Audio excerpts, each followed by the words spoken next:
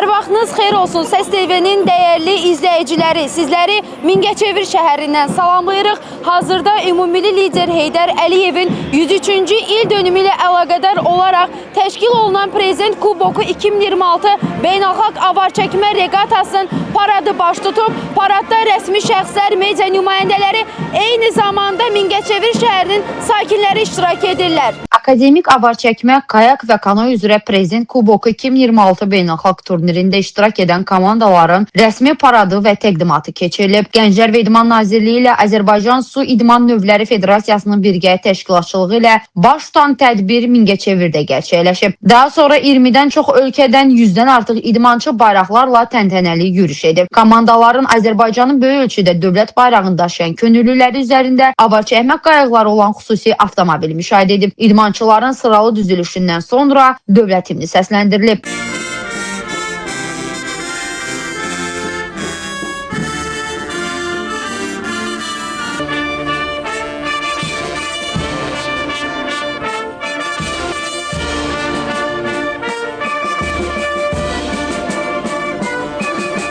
Daha sonra iştirakçı komandaların Heydər Əliyev prospekti boyunca keçidi baş tutub. Tədbir bədii hissə ilə davam edib.